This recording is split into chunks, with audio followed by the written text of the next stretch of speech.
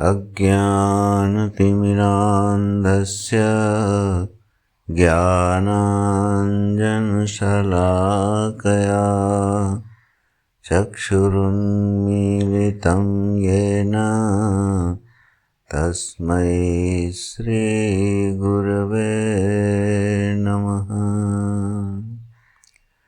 ॐ भद्रं कर्णेभिः शृणुयाम देवाः, भद्रं पश्येमाक्षभिर्यजत्राः, स्थिरैरङ्गैस्तुष्टुवांसस्तनूभिः व्यशेम देवहितं यदायुः। स्वस्ति नः इन्द्रो वृद्धश्रवाः, स्वस्ति नः पूषा विश्ववेदाः, स्वस्ति नस्तार्क्ष्यो अरिष्टनेमिः, स्वस्ति नो बृहस्पतिर्दधातु। ॐ शान्तिः शान्तिः शान्तिः।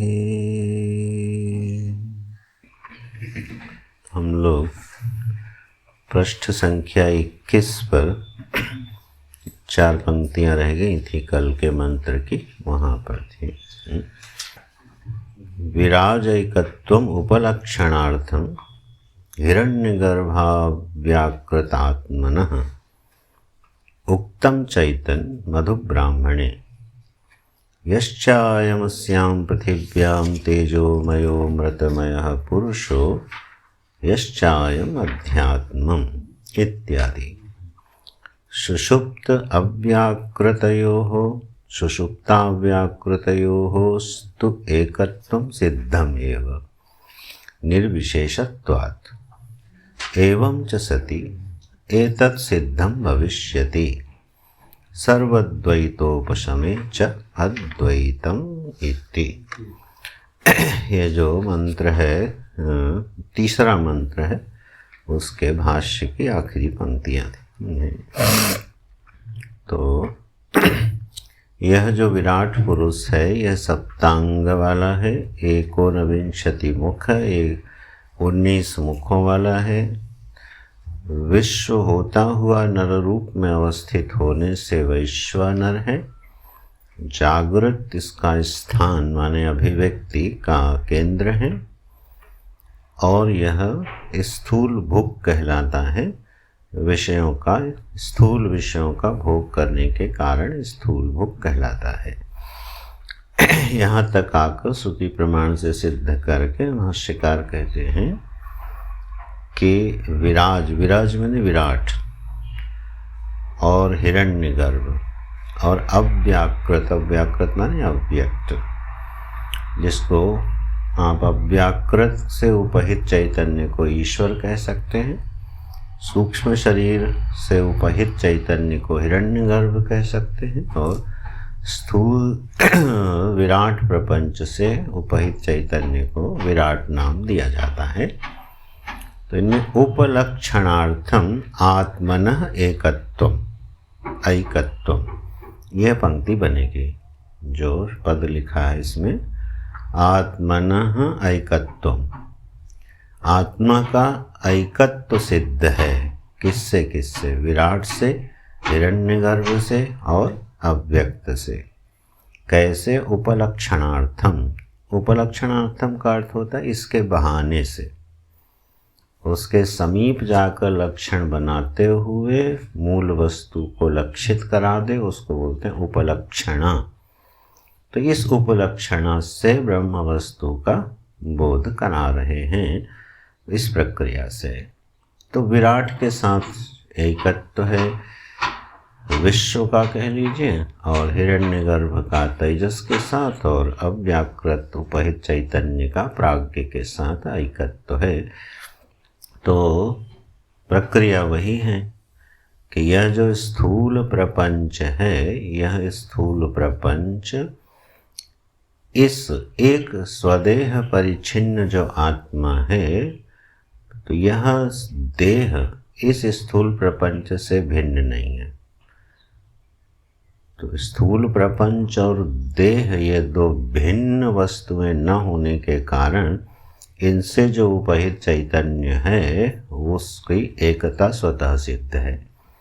माने स्वदेह परिच्छिन्न जो चैतन्य अहम है, मैं, जो जीव कहते हैं, जीवाभास जिसकी संज्ञा पड़ रही है यह, और विराट से जो उपहित चैतन्य है वह, तो ये दोनों वस्तुतः एक ही हैं, दो नहीं हो सकते हैं। ध्यान रखना है यहाँ की प्रक्रिया में दोनों को अलग अलग करके एकत्व की सिद्धि नहीं करनी है। तत्त्वमसि महावाक्यादिवत यहाँ सिद्धि नहीं है। यह जो विराट है और ये स्थूल शरीर है, यही दो भिन्न वस्तुओं के नाम नहीं हैं। तो फिर चैतन्य तो एक हो ही गया। जैसे जल, मान लो समुद्र है, महोदधि है, उसमें एक विराट तरंग उठी जिसको आप सुनामी जैसी संज्ञा दे दो, और एक छोटी लहर उठी, तो वहाँ छोटी लहर और बड़ी लहर में जल की दृष्टि से अभेद है, यह प्रक्रिया नहीं है। वो चाहे छोटी लहर हो या बड़ी लहर हो, दोनों मिला कर के ही लहर संज्ञा है, उसी को विराट कह रहे हैं। यह हमारा स्थूल शरीर विराट का अंग नहीं है, अंग अंगी संबंध नहीं है विराट के साथ। ये हम लोग कल इस पर थोड़ा विचार भी किए थे कि जो पंचभूत हैं, उन पंचभूतों में कर्मानुसार एक आकृति विशेष का ज्ञान होने लगा, उसी को हम शरीर कहते हैं। यह पंचभूतों से निर्मित नहीं है, पंचभूतात्मक है। ये कल विचार हुआ था इस पर। तो यह जो शरीर में पृथ्वी का अंश है, यह भी एक अनुष्ठान की प्रक्रिया में एक यह उपासना की विधि भी है। भूत शुद्धि का जब प्रकरण आता है और आत्म शुद्धि का, तो उसमें यह प्रक्रिया अपनाई जाती है कि इस शरीर में, जो शरीर अभी वर्तमान में जिसको अभिमानी करके कोई बैठा है, इस शरीर में जो पृथ्वी का अंश है और पंचभूत में जो पृथ्वी है, वो कोई दो भिन्न चीज़ें नहीं है। यह शरीर पृथ्वी का अंश पृथ्वी में, वायु का अंश वायु में। ये जो श्वास प्रश्वास हम ले रहे हैं और परिच्छिन्न होकर प्राण संज्ञा पड़ रही है, यह असल में समष्टि वायु ही है। ठीक है। इसी प्रकार से जो अग्नि है, इस शरीर में जो अग्नि तत्व है, जो धारक तत्व है इसका, जिसकी जठराग्नि और ताप आदि के रूप में जिसकी अभिव्यक्ति होती है, यह अग्नि महाअग्नि से कोई पृथक वस्तु नहीं है। जल जो इसमें है वह जल तत्व से पृथक नहीं है, और आकाश तो पृथक होता ही नहीं है। इस प्रकार से मन चंद्रमा से पृथक नहीं है, बुद्धि ब्रह्मा से पृथक नहीं है, चित्त वासुदेव से पृथक नहीं है, और अहम रुद्र से पृथक नहीं है। इस प्रकार से विराट का जो है ऐकत्व जो दिखाया गया है आत्मा के साथ, इस रीति से समझना चाहिए कि वहाँ अभिमानी जिसके साथ अभिमान कर रहा है वो वस्तुएं दो नहीं है, एक है। फिर से दोहराते हैं, दूसरी प्रक्रिया यह है कि एक अल्प का अभिमानी है, एक विराट का अभिमानी है। अब अल्पत्व की उपाधि छोड़ करके और विराट की उपाधि छोड़ करके जो अवशिष्ट चैतन्य है वह एक है। यह एक प्रक्रिया है। लेकिन यहाँ अल्प का अभिमानी और विराट का अभिमानी ऐसी दो संज्ञाएं ही नहीं हैं। अल्प और विराट की उपाधि में ही भेद नहीं है। इसलिए यहाँ पर आत्मनः ऐकत्वम जो है वो विराट है, ऐसा। इसी प्रकार से हिरण्यगर्भ का ऐकत्व है। हिरण्यगर्भ क्या है? इसका अवस्था का आश्रय लेकर के इसका ऐकत्व सिद्ध होता है कि अपने ही प्रकाश में प्रकाशित करते हुए पूरे प्रपंच को जो प्रकाशित करता है उसी की संज्ञा हिरण्यगर्भ है। और अल्प और विराट का भेद ना होने से व्यष्टि समष्टि का भेद ना होने से यह आत्म वस्तु ही है। और इसी तरह से अव्याकृत का भेद तो सिद्ध ही है। इसी बात को आगे श्रुति से सिद्ध करते हैं। उक्तम च एतत् मधु ब्राह्मणे, मधु ब्राह्मण में यह बात कही गई है। ये मधु ब्राह्मण क्या है? मधु बोलते हैं कार्य को। बोले मधु क्यों बोला है? बोले उसका भोग होता है इसलिए उसकी संज्ञा मधु दी गई है। ये बृहदारण्य की बड़ी मजेदार श्रुति है। मधु माने हो गया कार्य, क्योंकि जिन फलों का कोई भोग करता है वो क्या होता है? कार्य कोटि का होता है। कारण कोटि के पदार्थ का भोग नहीं होता, कार्य कोटि के पदार्थ का ही भोग होता है। तो यह जो पृथ्वी है ना, इसको मधु कहा गया। बोले क्यों? बोले यह सबसे अंतिम कार्य यही है। जैसे भिन्न भिन्न पुष्पों से भौरे और मधुमक्खियाँ जो हैं वो क्या करती हैं? पुष्प को एकत्र करती हैं, रस को एकत्र करती हैं, और समस्त रसों को एकत्रित करके फिर उसको मधु बना देती हैं, इकट्ठा करती हैं, मिला देती हैं, तो उसकी संज्ञा मधु पड़ जाती है। माने सबका सार भाग निकाल के एक रचना हो गई। उसी प्रकार से शब्द, स्पर्श, रूप, रस, गंध, इन सब को क्या किया? मिला करके एक स्थूल पिंड उपलब्ध हो गया, जो कि भोग्य स्थान बन गया। तो यह पृथ्वी क्या हो गई? मधु हो गई। यह भोग के लिए उपलब्ध हो गई। अब यह जो सृष्टि मधु कार्य पृथ्वी भोग के लिए उपलब्ध हुई है, इसमें जब आप पृथक जीव के हिसाब से विचार करते हैं तो इस उपलब्ध पृथ्वी में समस्त जीवों को एक छोटा सा अंश मिलता है अभिमान करने के लिए। उसी का नाम भोग है। ये चर्चा भी उस दिन हुई थी। थोड़ी सी आवृत्ति होने से विषय स्पष्ट हो जाता है कि जो भी इस पृथ्वी में उपलब्ध भोग्य पदार्थ हैं, उसके बिल्कुल अल्पाति अल्पांश में जिसका अभिमान सिद्ध होता है वही उस जीव का भोग होता है। तो जितने जीवाभास हैं उन समस्त जीवाभासों के भोग्य के स्थान को कहते हैं पृथ्वी, मधु। ये मधुवत है और इसका सब लोग भोग करते हैं। कहीं कहीं एक वाक्य मिलता है, वीर भोग्या वसुंधरा। ये वसुंधरा किसको वो भोग्य के रूप में उपलब्ध होती है? वीर को। कायर से सब छीन ले जाते हैं उसका भोग। जो कमजोर लोग होते हैं उससे उसका बेचारे का भोग छीन ले जाते हैं। तो वीर भोग्या वसुंधरा है। कहने का तात्पर्य विषय जो ये है कि मधु कार्य है, उस कार्य में भोग्यत्व की जो बुद्धि होती है उसमें श्रुति क्या कह रही है? यश्च अयम अस्याम पृथिव्याम तेजोमय अमृतमय पुरुषः और यश्च अयम अध्यात्मम स एकः। देखो एकत्व दिखा रहे हैं। एकत्व का प्रतिपादन करना है तो आगम प्रकरण होने से श्रुति से ही सिद्ध कर रहे हैं। यह जो पृथ्वी है, इस पृथ्वी को आश्रय बना करके उपहित करके जो चैतन्य है वो तेजोमय अमृतमय पुरुष है।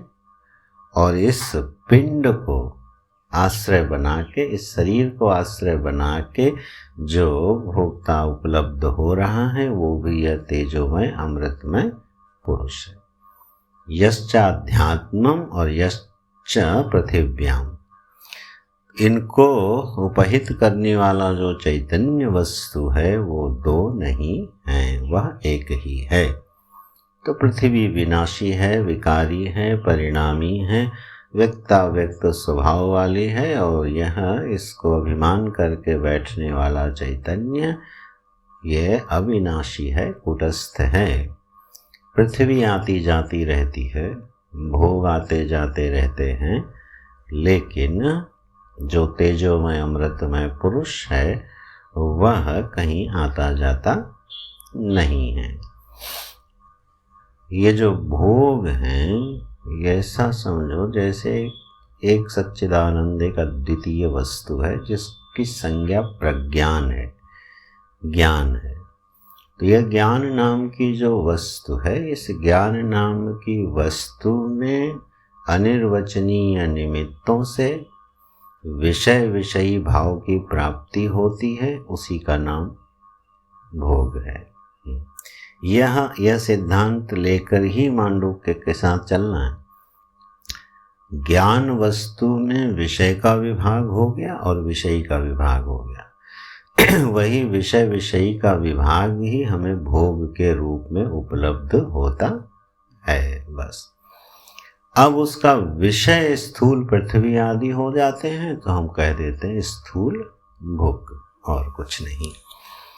तो ये एकत्व की सिद्धि हो रही है विराट के साथ, हिरण्यगर्भ के साथ।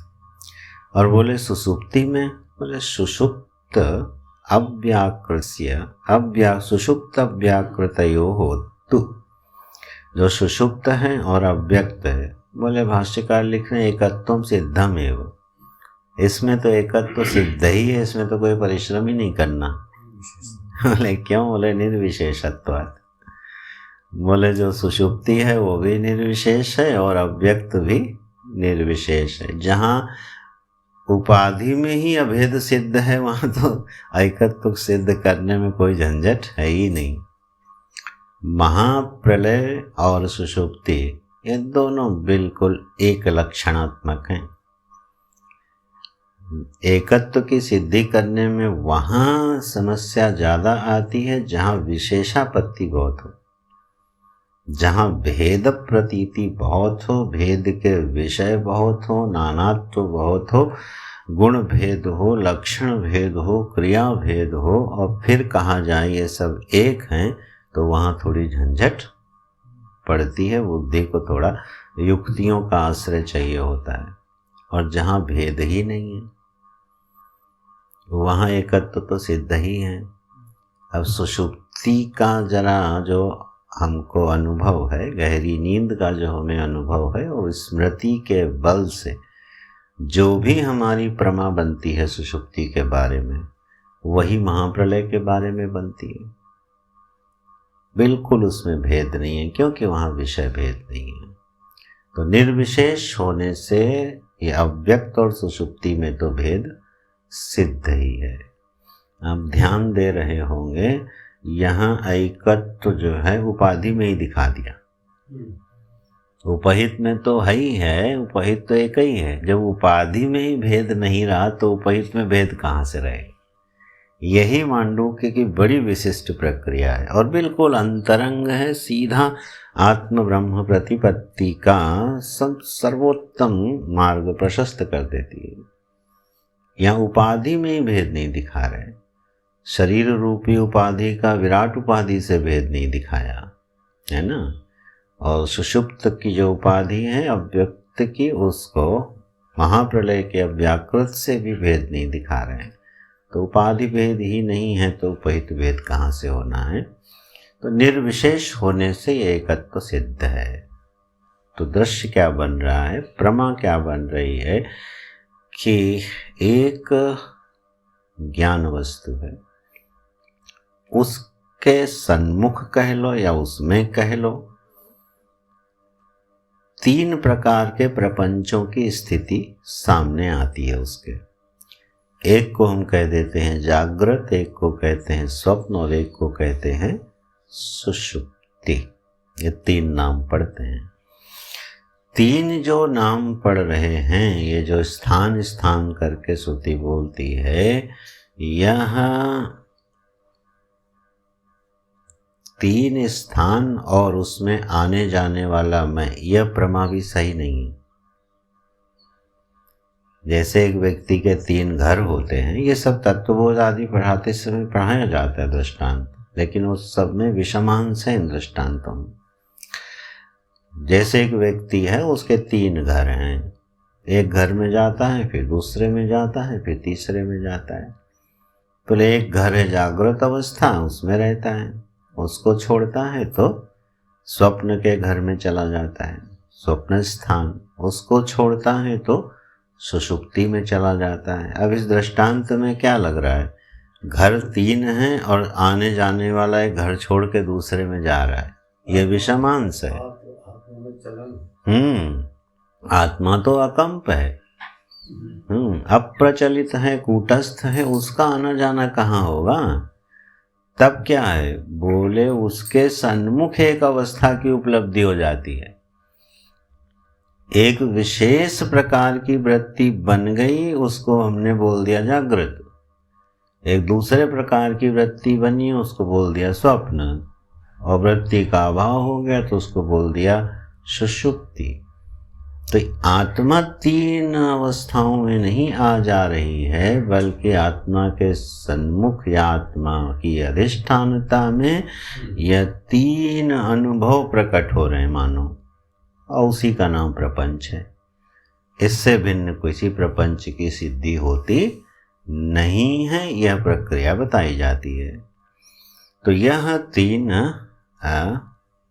स्थान जो बताए हैं श्रुति ने, उसका अर्थ यही है। अपने और इसको सूक्ष्म करें तो यह ज्ञान वस्तु अपने आप को स्थूलाश्रय लेकर के, यह स्थूल के संज्ञा प्राप्त विषय में अपने को उपलब्ध कराती है, तो बोलती है मैं जागृत में हूँ। अनुभोक्ता बोलता है मैं जागृत में हूँ। ठीक है, फिर से वही अगर हम जल का दृष्टांत ले लें, जल में से ही बड़ी तरंग उठी, मध्यम तरंग उठी, छोटी तरंग उठी, तो वो तीनों जल रूप ही हैं। उसी प्रकार से यह ज्ञान वस्तु अपने को ही एक प्रपंच के रूप में उपलब्ध करा के उसका अनुभव करती है और नाम दे देती है जागृत अवस्था। नहीं तो अद्वैत सिद्ध नहीं होगा। सृष्टि के पूर्व में, सृष्टि के पश्चात में और सृष्टि के मध्य में अगर एक अद्वितीय वस्तु है, तो फिर प्रपंच नाम की कोई चीज सिद्ध होनी नहीं चाहिए, तभी अद्वैत की सिद्धि होगी, नहीं तो नहीं हो सकती। अद्वैत का मतलब है कि उसके अतिरिक्त और कुछ भी उपलब्ध नहीं है, किसी और का अस्तित्व सिद्ध नहीं होता है। प्रपंच का अस्तित्व सिद्ध करके उसका बाध नहीं किया जाता, प्रपंच का अस्तित्व असिद्ध करके वो बाधित हो जाता है, ये प्रक्रिया बनती है। तो इस प्रकार से इन तीनों अवस्थाओं का एकत्व है, ये तीनों हमारी ही एक अवस्थाएं हैं और इसमें आत्मा के साथ एकत्व सिद्ध है। इस प्रकार से जब विचार करते हैं, एवं च सति एतत् सिद्धम भविष्यति, इस प्रकार से होने पर यह सिद्ध होगा, भविष्य काल के प्रयोग कर रहे हैं, यह सिद्ध होगा। माने अगर विचार नहीं किया तो यह सिद्ध नहीं होगा। क्यों भाई, सिद्ध वस्तु को सिद्ध करने के लिए विचार क्यों चाहिए? बोले इसलिए क्योंकि अभी यह सिद्ध नहीं है ना बुद्धि के सामने।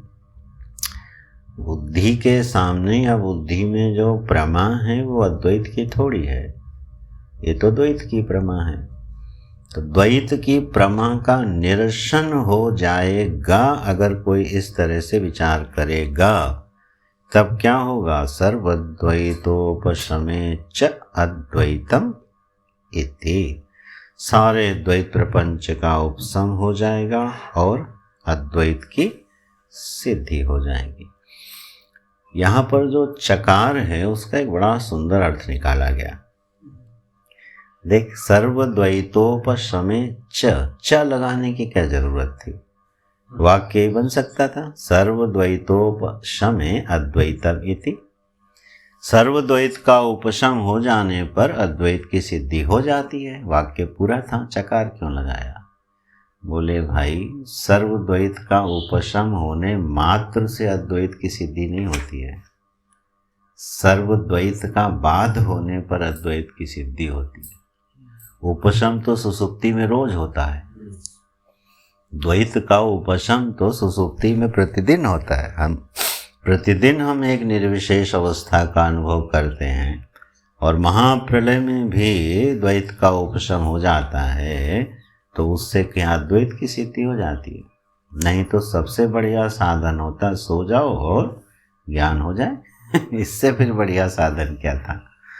बोले इसलिए चकार लगाते हैं कि द्वैत के उपशम मात्र से नहीं बल्कि बोध से अद्वैत की सिद्धि होती है, वाद से अद्वैत की सिद्धि प्राप्त होती है। यहाँ आके तीसरे मंत्र का भाष्य पूरा होता है। अब चौथे मंत्र में प्रवेश करते हैं। चौथे मंत्र का पाठ कर लेते हैं। स्वप्नस्थानो अन्तः प्रज्ञः सप्तांगः एकोनविंशतिमुखः प्रविविक्तभुक् तैजसो द्वितीयः पादः।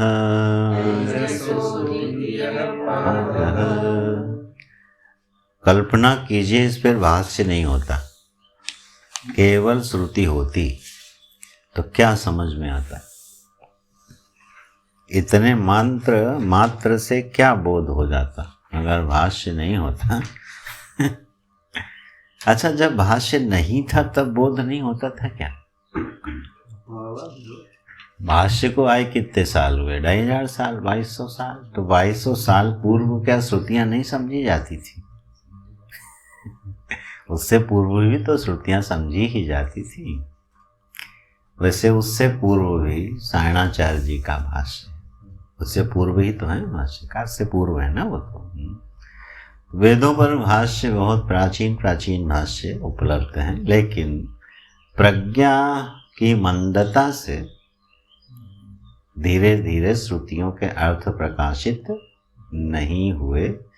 तब उस पर फिर भाष्य, फिर वार्तिक और फिर टीकाएं और फिर टिप्पणियां उपलब्ध होती चली गई, क्योंकि अब सीधा मंत्र का अर्थ कई कारणों से उपलब्ध नहीं होता। चलो उधर नहीं जाते, विषय हमारा वो भी नहीं है, प्रसंग में रहा जाए। तो स्वप्न स्थानम अस्य तैजसस्य स्वप्न स्थान भाष्य, सीधे भाष्य पढ़ते। स्वप्न स्थानम अस्य तैजसस्य स्वप्न स्थान, तैजस शब्द श्रुति का है। तो ये जो स्वप्न स्थान है किसका? तैजस का, उसी को बोल रहे हैं स्वप्न स्थान। जो तैजस है, जैसे विश्व का स्थान रहा जागृत, ऐसे तैजस संज्ञा पड़ रही है, उसका स्थान है स्वप्न। ये जो नाम भेद हो रहे हैं, ये लक्षण भेद से नाम भेद वस्तु के होते हैं। अगर समस्त लक्षणों से वस्तु एक ही हो तो लक्षण भेद कितने भी हो जाएं, वस्तु वही रहती है। उसी प्रकार से यहाँ आत्म वस्तु की ही ये संज्ञाएं हैं। दूसरी संज्ञा पड़ी उसकी तैजस। इस तैजस का स्थान कहाँ है, इसकी उपलब्धि कहाँ होती है, किसके साथ अभिमान करके इसको तेजस कहेंगे? बोले जिस अवस्था के साथ अभिमान करके इसका नाम तेजस पड़ता है, उस अवस्था का नाम है स्वप्न। अब विवरण करते हैं ये स्वप्न क्या है। तब कहते हैं जागृत प्रज्ञा अनेक साधना बहिर्विषया इव अवभासमाना मनः स्पंद मात्रा सती। यहाँ तक देखिए पहले। जागृत प्रज्ञा क्या है? अनेक साधना, साधना माने अनेक करण।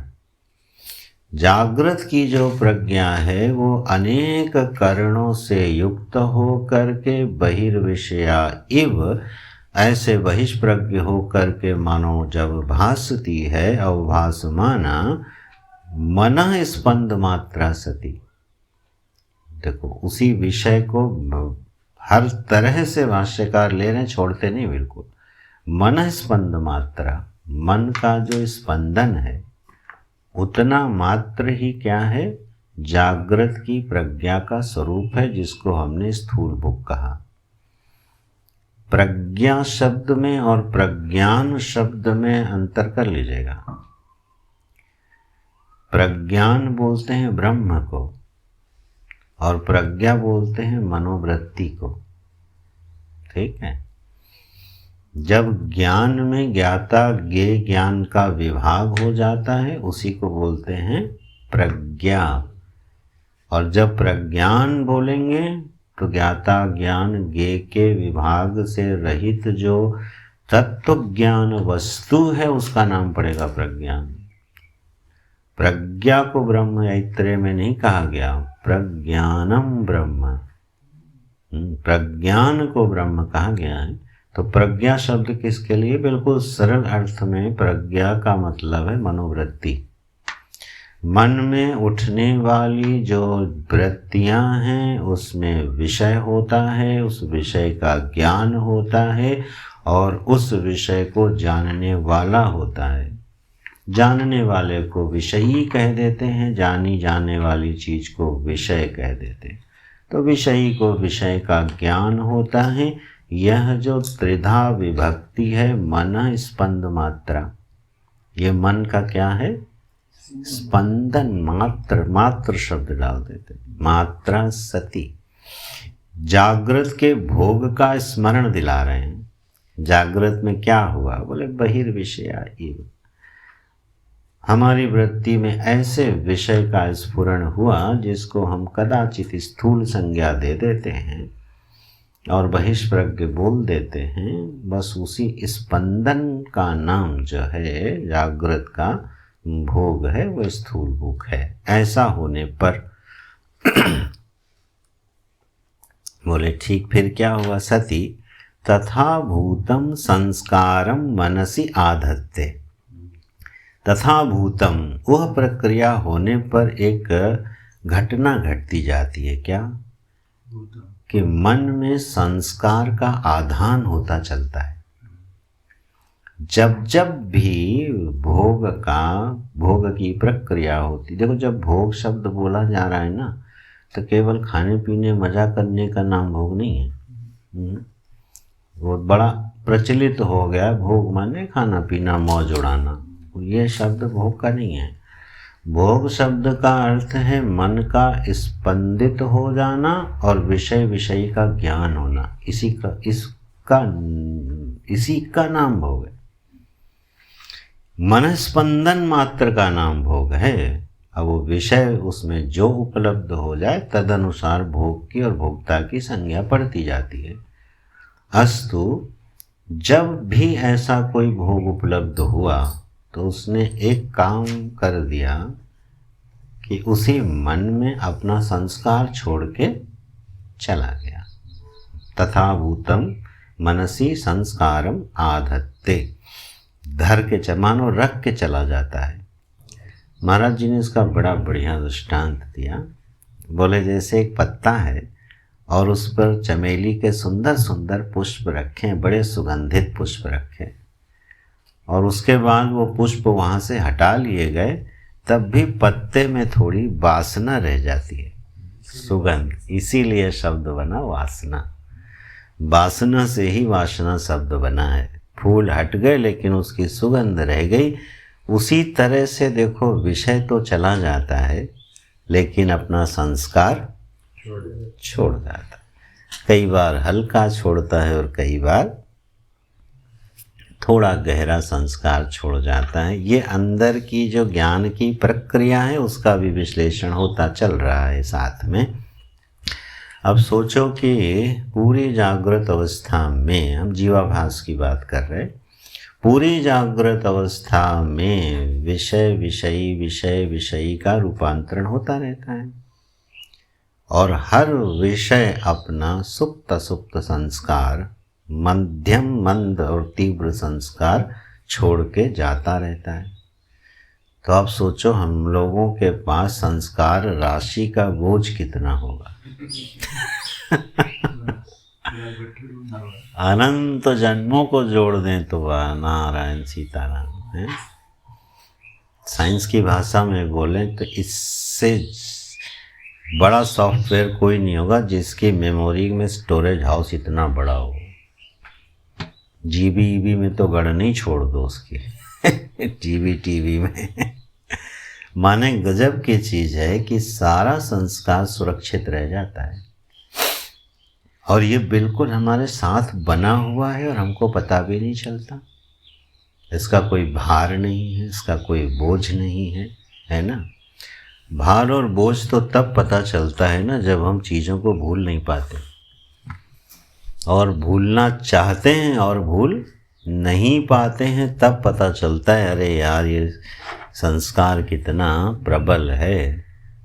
इच्छा करते हुए भी व्यक्ति कई बार अपने दुख के संस्कारों को भूल नहीं पाता है, जो उसने दुख का अनुभव किया और जीवन भर उससे ग्रस्त रह जाता है। अस्तु, तो यह जो संस्कार मन में पड़ गया, आधत्ते रख गया उस मन में, तन मनः, वही जो माने तन मना का मतलब तत्संस्कार युक्तम मनः, उन संस्कार से युक्त हुआ मन, तथा संस्कृतम चित्रितम इव पटः, जैसे कोई पट है और उसको क्या कर दिया गया, संस्कृतम चित्रितम इव, पट को थोड़ा रंग दिया गया, ऐसे ये हमारे अंतःकरण को रंग के चला जाता है। यही जो संस्कार राशि है, बाह्य साधन अनपेक्षम अविद्या काम कर्म विह प्रेर्यमाणम जागृतवत अवभासते।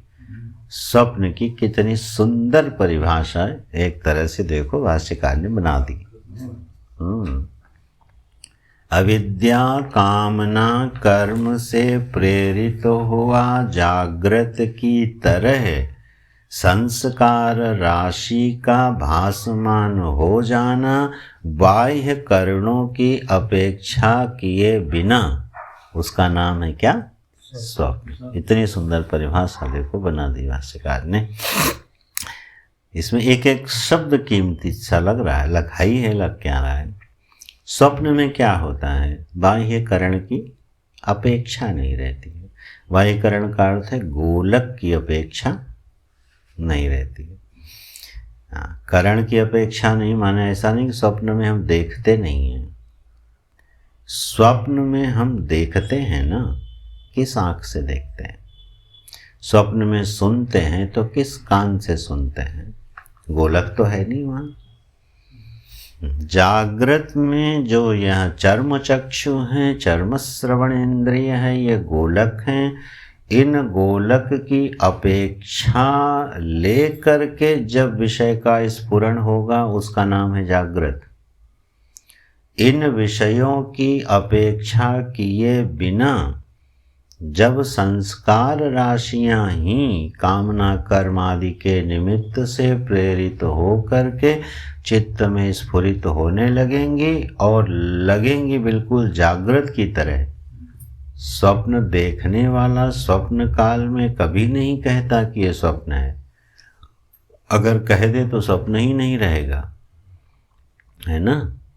तो इसलिए जो स्वप्न के प्रपंच का अनुभव है वो कैसा है, उसको जागृत से बिल्कुल भिन्न नहीं कर रहे हैं भाष्यकार, बिल्कुल पृथक ही कर दें ऐसा नहीं कर रहे हैं। जागृत वत अवभासते, जैसे स्वप्न में दुनिया का अनुभव होता है वैसे ही जागृत में दुनिया का अनुभव होता है। कोई बहुत ज़्यादा अंतर प्रपंच की अनुभूति में नहीं है। प्रपंच के प्रकार में हो सकता है लेकिन प्रपंच की अनुभूति में भेद नहीं है। तात्विक भेद तो बिल्कुल ही नहीं है। अपेक्षा से आप कुछ भेद करके एक को जागृत और एक को स्वप्न बोल सकते हो। तो स्वप्न में यह संस्कार राशियां उपलब्ध हो जाती हैं जो कि जागृत में ही पड़ी थीं। इसी से एक सिद्धांत स्थापित हो गया क्या, कि स्वप्न में वही अनुभव होगा जिसका जागृत में संस्कार पड़ा हो। अब इस पर कुछ विवाद में शास्त्रार्थ भी है, मीमांसाएं भी हैं, हम लोग अभी उस पर नहीं जाते हैं। बस इतना समझ लेना है कि जब भी स्वप्न के प्रकारों पर विचार हो कि स्वप्न का कारण क्या है, स्वप्न का निमित्त क्या है, ठीक है।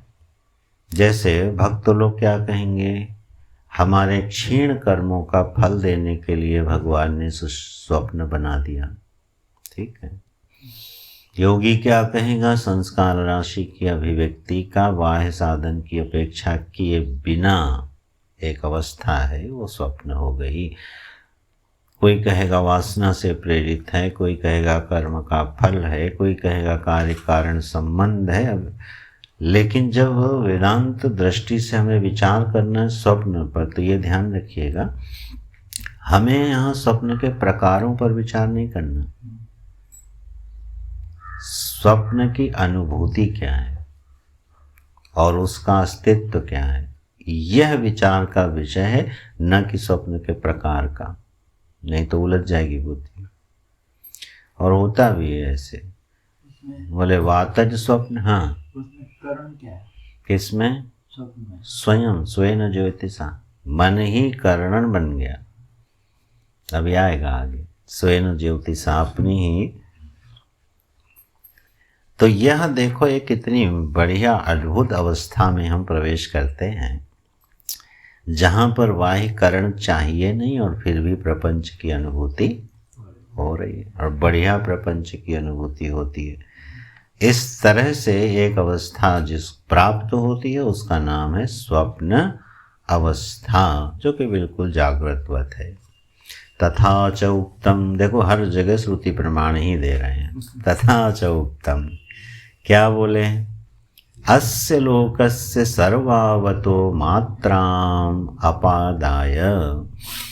बोले अस्य लोकस्य सर्वावतः, यह जो लोक है यह सर्व करण वाला है, उसको बोलेंगे सर्वावतः, सर्व साधन से युक्त है। अस्य लोकस्य माने विराट, जागृत। यह जो विराट है ये समस्त साधनों से युक्त है। इसके पास क्या है, सप्तांग हैं, एकोनविंशति मुख हैं, पूरे करण सामग्रियों से युक्त है। जैसे शरीर है, देखो शरीर सर्वावतः है कि नहीं है ना, हाथ पैर हैं, कर्मेंद्रियां हैं सारी, आँख नाक कान है, गला है, कंठ है, पूरा संगठन है, मन है, बुद्धि है, क्या क्या नहीं है, ये शरीर सर्वावतः है, सारे साधनों से युक्त है यह पिंड। बोले ठीक। बोले इसमें से केवल वासना के अंश को लेकर के जिस प्रपंच का अनुभव होता है उसको स्वप्न कहते हैं। मात्राम अपादाय, मात्राम माने वासनाम, श्रुति से सिद्ध कर रहे हैं अपनी बनाई हुई परिभाषा को, कि श्रुति भी यही कहती है कि आप पूरे जागृत के अनुभवों में से कुछ अंश की वासना ले लेते हैं, संस्कार जो होते हैं बस उसी को ग्रहण ले करके एक प्रपंच खड़ा कर देते हैं, उसी का नाम है स्वप्न। इति प्रश्नो, मुंडक क्या ये कौन सा है, प्रश्न का है। परे देवे मनसी एकी भवति, हाँ प्रश्नोपनिषद का है। परे देवे मनसी एकी भवति, इस स्वप्नावस्था में ये पर देवता, अब देवता क्या है, बड़े परम देवता हैं ये मन महाराज, और सारी इंद्रियों को क्या कर लेते हैं, एक ही भूत कर लेते हैं, और फिर स्वप्न को देखते हैं।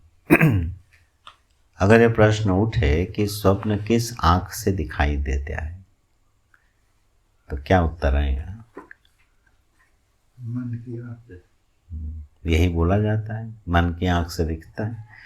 तो मन की आंख से एक बड़े सुंदर सिद्धांत का जन्म हो रहा है, इस पर ध्यान दीजिएगा। देखने की शक्ति का नाम श्रवण इंद्रिय है, सुनने की शक्ति का नाम श्रवण इंद्रिय, रस लेने की शक्ति का नाम रसनेन्द्रिय है, और गंधक ग्रहण करने की शक्ति का नाम गंधेन्द्रिय है, स्पर्श करने की शक्ति का नाम स्पर्शेंद्रिय है। इंद्रिय क्या हो गई, शक्ति रूप हो गई।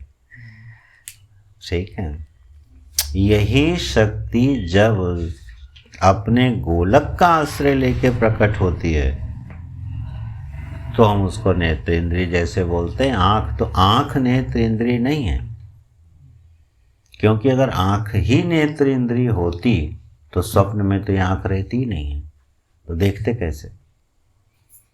इस तरह से कर्म करने की जो शक्ति है उसका नाम कर्मेंद्रिय है। प्राणन क्रिया की शक्ति का नाम प्राण शक्ति है। और सूक्ष्म शरीर के अवयव कितने हैं? यही तो हैं। सारी शक्तियों को मिला दीजिए और मन के साथ एकीभूत कर दीजिए, उसी का नाम सूक्ष्म शरीर है। तत्वबोध की परिभाषा से 17 अवयव है ना, 5 इंद्रियां कर्मेंद्रियां, 5 ज्ञानेंद्रियां, 5 प्राण मन और बुद्धि, ये अंतःकरण मन। तो ये 17 अवयवों से युक्त सूक्ष्म शरीर है। तो यह जो सूक्ष्म शरीर है यह शक्ति का पुंज मानो आप। इसलिए देखने की शक्ति जब बिना गोलक के प्रकट हो गई तो उसका नाम हो गया स्वप्न दर्शन। सुनने की शक्ति बिना गोलक के प्रकट हो गई तो उसका नाम हो गया स्वप्न श्रवण।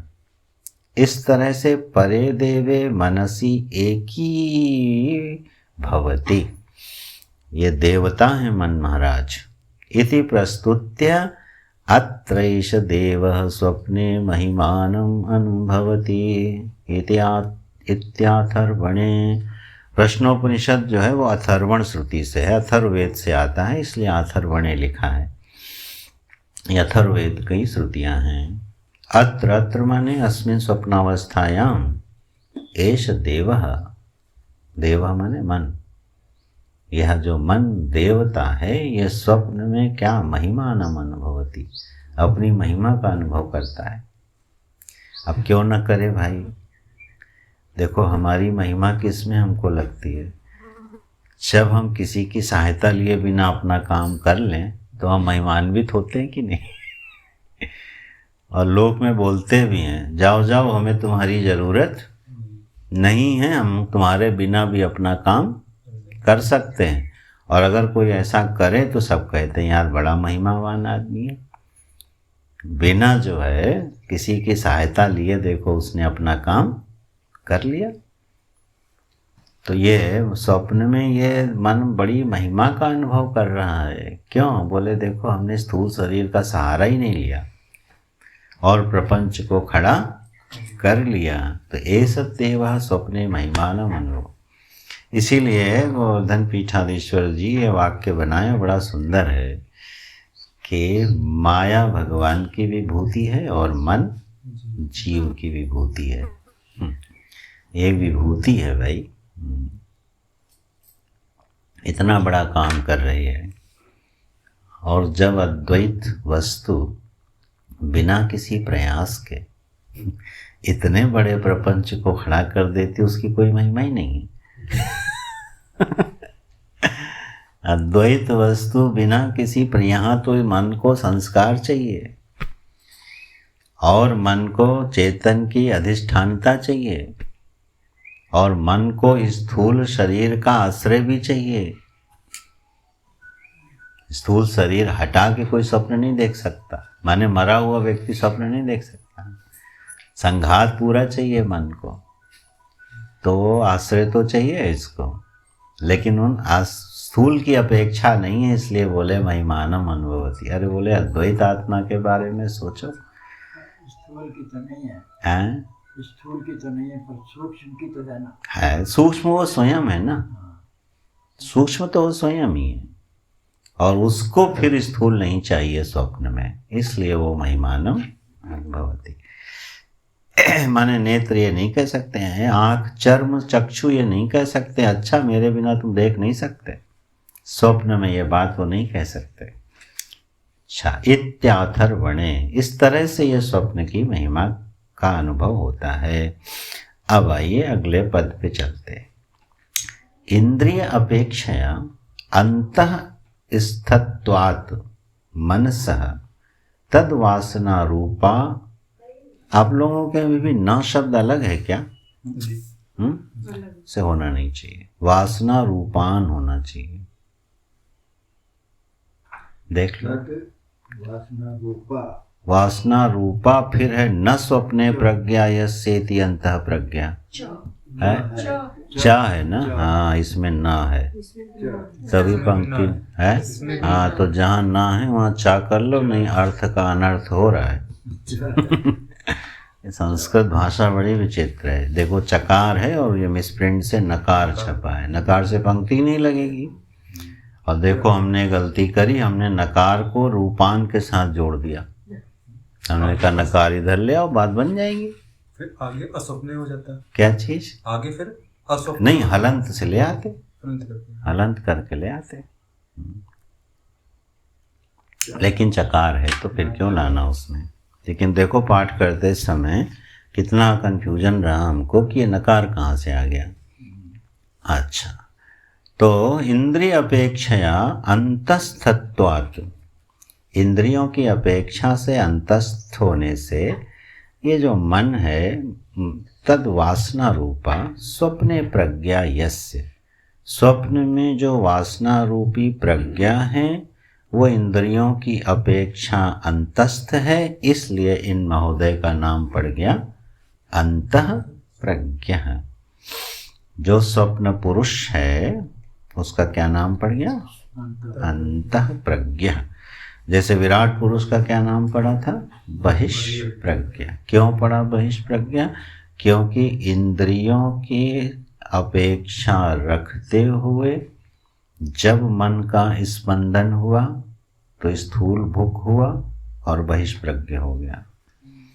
इंद्रियों की अपेक्षा न रखते हुए जो वासना रूप संस्कार रूप है, उस वासना ने जब विषय विषयी का रूप ले लिया, उस प्रज्ञा के साथ जिसने विहार किया तो उसका नाम पड़ गया अंतः प्रज्ञा। प्रज्ञा शब्द याद रखिएगा, प्रज्ञा माने मनोवृत्ति, विषय विषयी भाव, उसको प्रज्ञा बोल रहे हैं। ठीक है, चलो विषय है तो बात कर ही लेते हैं। यह विभाग भी तात्विक न करना, नहीं तो जागृत में भी जो भोग है वो मन स्पंदन मात्र है, और स्वप्न में भी जो भोग है वो मन स्पंदन मात्र है। तो फिर अंतर क्या है भोग में? स्थूल भोग, सूक्ष्म भोग और अंतः प्रज्ञ बहिष्प्रज्ञ, ये केवल अपेक्षा से कहा जा रहा है। मैं इस बात पे जोर इसलिए दे रहा हूँ, ऐसा न होने पर जानते हैं क्या होता है, हम जागृत के भोग को महत्व देते हैं, जागृत की प्रक्रिया को महत्व देते हैं और स्वप्न की प्रक्रिया को महत्व नहीं देते। यहाँ जो समझने वाली बात यह है, जब भी हम ऐसा करेंगे तो जागृत महत्वपूर्ण और स्वप्न अगर महत्वपूर्ण नहीं रहा तो वेदांत प्रमा थोड़ी मुश्किल होगी। यह बात पक्का मानना चाहिए, हमारा जो जीवन है 3 अवस्थाओं में विभक्त है और तीनों अवस्थाएं हमारे लिए इक्वली इम्पॉर्टेंट हैं। विश्लेषण के लिए तीनों महत्वपूर्ण हैं। स्वप्न का भी उतनी ही शिद्दत से विश्लेषण होना चाहिए और सुषुप्ति का भी, जितना हम जागृत के प्रति सावधान रहते हैं। जागृत के भोग के प्रति हम जितना सावधान हैं उतना स्वप्न के भोग के प्रति नहीं है, और इसलिए उसकी प्रक्रिया के प्रति नहीं है। भेद नहीं है, भेद केवल अपेक्षा से उपस्थित हो रहा है। मन का स्पंदन मात्र, भाष्यकार ने जो शब्द दिया बड़ा कीमती है। जागृत में भी मन का स्पंदन हो रहा है, स्वप्न में भी मन का स्पंदन हो रहा है, बस। तो भोग में भेद कहाँ से आ गया? बोले एक जगह इंद्रिय का आश्रय ले रहा है, बहिस्थ इंद्रिय का, गोलक का आश्रय ले रहा है, और एक जगह गोलक का आश्रय नहीं ले रहा। तो बोले ये भेद तो वास्तविक सा हो गया, महत्वपूर्ण भेद हो गया। बोले नहीं, क्यों? गोलक का आश्रय लेने के बाद भी जैसे ही चित्त तत् वृत्ति तत् विषय से विषयाकार हुआ, गोलक की भूमिका समाप्त। इसलिए गोलक बहुत ज़्यादा महत्वपूर्ण चीज़ नहीं है। गोलक ने तो सिर्फ एक काम किया, आपके मन के स्पंदन को एक निमित्त दे दिया,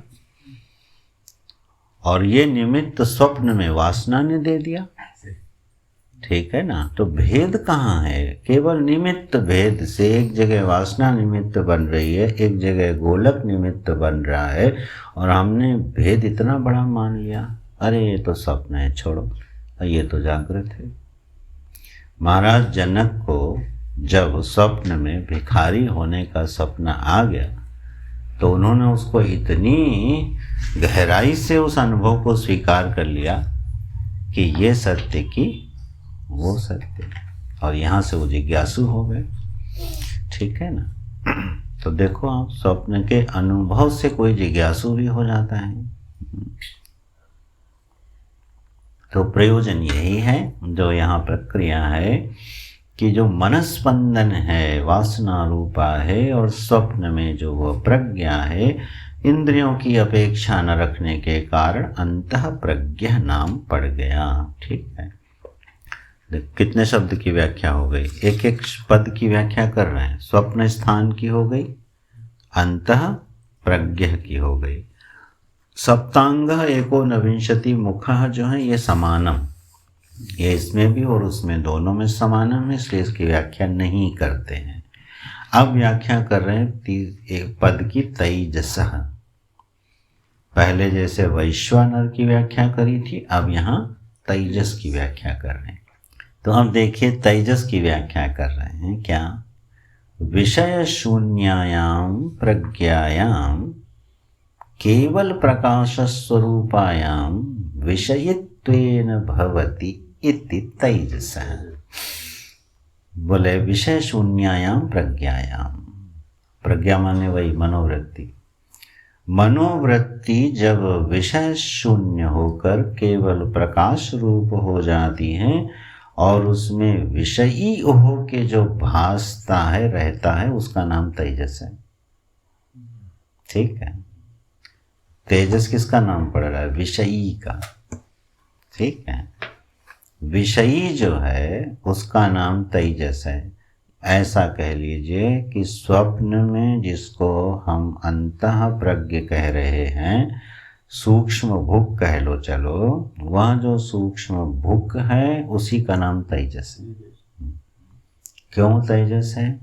बोले वह अपने ही प्रकाश से विषय जगत को प्रकाशित करता हुआ उस विषय का भोग करता है, इसलिए उसका नाम पड़ा तेजस।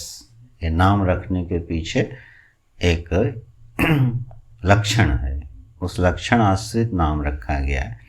तो जो विषयित्वेन भवति, बस जो विषयी बन जाता है उसका नाम है तेजस। जैसे जागृत में जो विषयी बना उसका नाम है वैश्वानर, ऐसे ही स्वप्न में जो विषयी बना, भोक्ता बना, उसका नाम है तेजस। क्यों भाई? क्योंकि वो अपने ही प्रकाश में सब कुछ उपस्थित करके और उस प्रपंच को भोग लेता है। तेजसः हो गया। अच्छा, विश्वस्य सविषयत्वेन प्रज्ञायाः स्थूलायाः भोज्यत्वम् इह पुनः केवला वासना मात्रा प्रज्ञा भोज्या इति प्रविविक्तो भोग इति। इसका नाम क्या रखा है? प्रविविक्त भोग। अब उसकी व्याख्या कर रहे हैं, वासना मात्रा। ये प्रविविक्त भूख है। जैसे वहाँ स्थूल भूख है तो उसका उल्लेख करके वर्णन कर रहे हैं। विश्वस्य, विश्वस्य माने विराट वाला। विश्वस्य सविषयत्वेन प्रज्ञायाः स्थूलायाः भोज्यत्वम्। बोले जागृत के भोग में क्या हो रहा था? बोले जो प्रज्ञा थी वह स्थूल संज्ञा को प्राप्त हो गई, विषय के बहिस्थ विषयों को विषय बनाने के कारण। ठीक है, पंक्ति लग रही है ना। विश्वस्य स विषयत्वेन, विश्वस्य माने बहिस्थ विषय सर्व, उस सर्व को विषय बनाते हुए जो प्रज्ञा है उसको हमने स्थूलाया भोज्यत्वम, वहाँ जो भोगने की प्रक्रिया है वो किंचित स्थूल है, इसलिए हमने उसको स्थूल भोग कह दिया था। यह माने अस्मिन् स्वप्नावस्थायाम पुनः केवला वासना मात्रा प्रज्ञा भोज्या। बोले यहाँ पर केवल वासना मात्र, वही संस्कार राशि ही उपलब्ध हो रही है भोग के रूप में, इसलिए इसका नाम पड़ा प्रविविक्त भोग। प्रविविक्त का मतलब होता है जागृत से पृथक, विविक्त माने भिन्न, एकांत, तो दूसरे से अलग हटता हुआ ऐसे। तो मानो जागृत से एक भिन्न अवस्था में प्रवेश करते हुए वासना रूपी प्रज्ञा से जो भोग हुआ उसको बोला प्रविविक्त भोग। समानम अन्यत, बाकी सब समान है। द्वितीय पाद तेजसः, ये क्या हुआ? तेजस द्वितीय पाद हुआ, ये दूसरी प्रक्रिया हुई। ये आरूढ़ होना है। कैसे? पहले आरूढ़ हुए विराट पे, विराट पर आरूढ़ होने के बाद दूसरी छलांग कहाँ गई? तेजस, जो उसका द्वितीय पाद है उसकी संज्ञा तेजस है, वहाँ पर जाके स्थापित हो गई। प्रमा मान लो, प्रज्ञा मान लो, ऐसा कह लो। तो इसमें आरूढ़त्व तो क्या है? माने चिंतन की प्रक्रिया क्या है, उसका परिणाम क्या निकल रहा है। विश्लेषण यहाँ ओवरऑल किसका हो रहा है? मन स्पंदन का, मन स्पंदन का विश्लेषण हो रहा है। एक अवस्था में मन स्पंदन का स्वरूप क्या है, दूसरी अवस्था में मन स्पंदन का स्वरूप क्या है, क्या वास्तव में उसमें कोई वैशिष्ट है, और अगर नहीं है तो स्थूल सूक्ष्म का, अंदर बाहर का, यहाँ वहाँ का ये विभाग क्यों उपस्थित हो रहा है। ऐकत्व तो सिद्ध करना है ना, ऐकत्व तो सिद्ध करना और बाध करना है। जैसे देखो जागृत है, जागृत का स्वप्न में क्या हो जाता है? लय होता है कि बाध होता है? बाध होता है। हाँ, बाध ही होता है। जागृत का स्वप्न में बाध हो जाता है और स्वप्न का सुषुप्ति में बाध हो जाता है। तो अवस्था बाधित होती जा रही है। विश्व और तेजस में क्या एक भेद है? तेजस को विश्व का स्मरण नहीं रहता और विश्व को तेजस का स्मरण रहता है, एक भेद है। नहीं तो बाध किसको हुआ पता कैसे चलेगा? बाधित क्या हो रहा है? विश्व माने जागृत अवस्था को भोगने वाला और तेजस माने स्वप्न अवस्था को भोगने वाला। जब हम स्वप्न में प्रवेश करते हैं तो जागृत को भूल जाते हैं कि नहीं? तो जागृत की विस्मृति हो गई, ठीक है ना, तभी स्वप्न की उपस्थिति हुई। कोई ऐसा हो सकता है कि जागृत को याद रखते हुए स्वप्न देखे? वो तो पाखंडी हो गया है ना, पाखंडी हो गया ना दम्भी हो गया। तो अब देखो, जब हम स्वप्न में प्रवेश करते हैं तो हम अपनी ही एक अवस्था को क्या विस्मृत करके उसमें प्रवेश करते हैं। पुनः जब उस अवस्था के साथ अभिमान होता है तब उसकी स्मृति स्वप्न को बाधित कर देती है। देखो, विश्व को स्वप्न के मिथ्यात्व की प्रतीति है, तेजस को तो नहीं है। तेजस को स्वप्न के मिथ्यात्व की प्रतीति नहीं है। क्यों? क्योंकि वहाँ उसको विश्व की स्मृति नहीं है। लेकिन विश्व को तेजस की स्मृति है, स्वप्न की स्मृति है। जागृत अवस्था का अभिमानी ये बोलता है कि अरे मैंने ये स्वप्न देखा, कितना मज़ेदार स्वप्न था, और साथ ही साथ उसको बाधित भी कर रहा है कि वहाँ कुछ नहीं था, है ना। तो विश्व ने तेजस की जब स्मृति करी जागृत अवस्था में तो तेजस बाधित हो गया। ये एक बाध प्रक्रिया है, ठीक है। इसी तरह तुरीय बोध में विश्व और तेजस दोनों क्या होते हैं, बाधित हो जाते हैं, या यूँ को विश्व बाधित हो जाता है। तुरीय अवस्था नहीं है, तुरीय बोध है।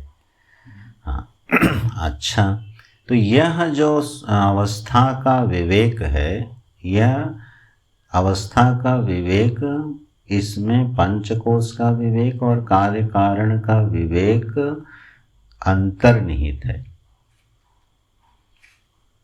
पंचकोश का विवेक करना, कार्य कारण का विवेक करना, ये स्थूल प्रक्रियाएं हैं। इनकी अपेक्षा अवस्था का विवेक, इनकी अपेक्षा से अंतरंग प्रक्रिया है आत्मबोध की, ठीक। क्योंकि जब हम पंचकोश का विवेक करते हैं या कार्य कारण का विवेक करते हैं, समष्टि व्यष्टि के विभाग पूर्वक ही करते हैं। अवस्था के विवेक में समष्टि व्यष्टि का विभाग हो नहीं पाता, इसलिए यह प्रक्रिया जो है थोड़ी सूक्ष्म हो जाती है। ये हुए द्वितीय पाद तेजस हैं, जो हमारी एक ये स्वप्नावस्था है, इसका विश्लेषण होना चाहिए। तो स्वप्न पर बहुत विचार करना चाहिए और उससे अधिक विचार होना चाहिए सुषुप्ति पर, गहरी नींद पर और अधिक विचार होना। भाष्यकार ने किया है, अगला जो श्लोक आ रहा है उसमें सुषुप्ति पर थोड़ा अच्छा विचार हुआ है, उसको देखेंगे। तो समानम अन्यत् द्वितीय पाद तेजसः। एक बार पदार्थ पद देख लीजिए। स्वप्न स्थान, पहला शब्द है, अर्थ आते जाए मन में तब समझो स्वाध्याय हुआ बढ़िया से। स्वप्न स्थान, फिर अंतः प्रज्ञः, फिर सप्तांगः, फिर एकोनविंशति मुखः, फिर है प्रविविक्त भुक्, फिर है तेजसः, और इति द्वितीय पादः। पाद इसलिए है क्योंकि ये ब्रह्म तत्व के बोध का साधन है। तेजस इसलिए अपने प्रकाश से ही प्रपंच को प्रकाशित करके उपस्थित होता है विषयित्व, इसलिए तेजस। इसका भोग जागृत के भोग की अपेक्षा, इंद्रियों की अपेक्षा नहीं रखता, इसलिए प्रविविक्त भोग। 7 और 19 मुख पूर्ववत। अंतः प्रज्ञ इसलिए क्योंकि वासना मात्र इसकी प्रज्ञा है, विषय अंतस्थ है इसलिए अंतः प्रज्ञ, और स्थान इसका स्वप्न है इसलिए स्वप्न स्थान। ये क्या है, आत्मा का द्वितीय पाद है, ये हमारा द्वितीय अनुभव है, ऐसे कह लो, परोक्ष ना बनाओ। हमारा एक अनुभव है जागृत जिसकी मीमांसा हुई, अब हमारा एक अनुभव है स्वप्न जिसकी मीमांसा इन श्रुति के इन शब्दों के साथ हुई है, ठीक है। ऐसे ये दूसरा मंत्र पूरा होता है।